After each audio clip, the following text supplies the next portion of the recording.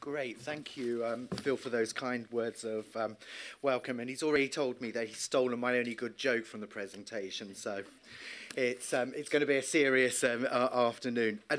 I really welcome the chance to talk to you today about Sport Unlimited, and in particular, the new kind of dialogue it's facilitating with children and young people. And, I don't want today to turn into a love-in, but I do need to just acknowledge that it was Phil who thought up the concept of Sport Unlimited, went out, got government funding, and then got the programme up and running. So I absolutely have to acknowledge that, and I'm sure he is, but I certainly hope that he's very proud of what we've achieved at Sport England through Sport Unlimited.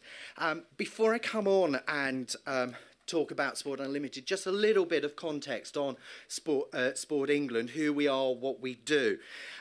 Like all organisations, we need a clear purpose, and for us, that's about building the foundations of sporting success through the creation of a world-leading community sports system. We operate at arm's length from government, and we add value through our expertise and also the investments we make, both lottery and exchequer.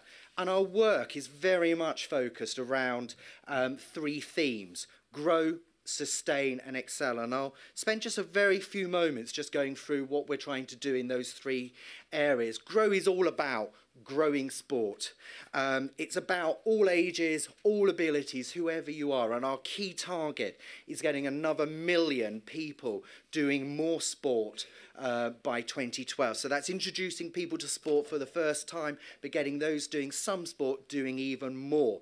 We also make a significant contribution to the last administration's 5-hour offer to children and young people. Now, we don't, it's early days of the new administration, we don't know whether the 5-hour offer will continue in it exactly how it is. But what we can absolutely be sure of is their commitment and the importance they attach to sport, particularly for children, particularly for young people. They've already made a commitment to provide more lottery funding to sport through the reform of the lottery. They also have talked very openly, very publicly about delivering a true legacy to the 2012 Games for children and young people.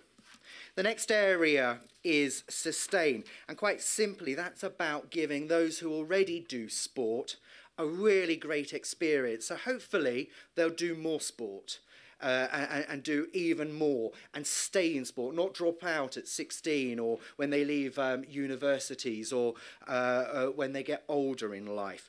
And then finally excel, and unashamedly, that's about competition, it's about winning medals, winning tournaments, and we're kind of the sandwich in between the work the Youth Sport Trust does in schools, so where Talent ID happens, and UK Sport, who look after and fund our best athletes, the 2,000, the 3,000, who will represent us at the Olympic Games and the Paralympic Games.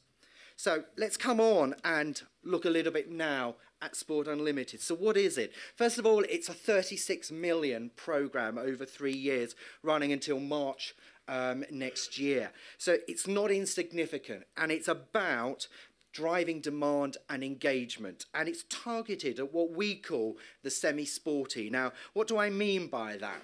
I mean people like Ken was talking about, I think the youngster was Anthony, and we need to find 900,000 more of them and engage them. So they might be doing physical education in school. They might just be doing some after-school activity in sport, but they're definitely not doing any sport in their own time, in a club, at a leisure centre. And what the programme does is starting by talking to these youngsters, asking them what they want. And that's the absolutely crucial bit of this programme. And it's not rocket science to start in that place, but so few programmes actually do. So it's about asking them about the what, where, when and how. And then what Sport Unlimited tries to do is provide it, initially through 10-week high-quality taster sessions. And we only fund the taster sessions where there's an exit route, and that might be into a very traditional sports club or at a leisure centre, or just youngsters playing sport in a local park, on a school playing field, for fun with their friends. And I really do want to emphasise the key bit of Sport Unlimited is not the taster sessions, that's a means to an end. It's getting people into regular sports participation. And also that we absolutely need to look beyond what we traditionally think of clubs. Many youngsters now access sport through Facebook, and actually their club is organised on Facebook. That's a club just as much as the traditional tennis clubs or cricket clubs, and we need to think much wider. Delivery of Sport Unlimited is through the network of 49 county sports partnerships. So that's local authorities, local, regional, national governing bodies, the voluntary sector. And what each CSP or county sports partnership gets is a share of the money, but they sign up to a proportion of that 900,000 target, and we buy outcomes. And what their role is to engage youngsters and then commission activities from a very, very wide range of providers. And it really is, again, and I think this is something I'm really proud of in terms of Sport Unlimited. It's about not working with just the usual suspects. So it's working with church groups, maybe a group of parents setting up an activity in a club for the first time, working for other religious communities. What CSPs have also been fantastic in is matching our funding from Sport England with other funding. So a good example is Hereford and Worcester, where they've brought in funding from the local authority, from the extended schools agenda.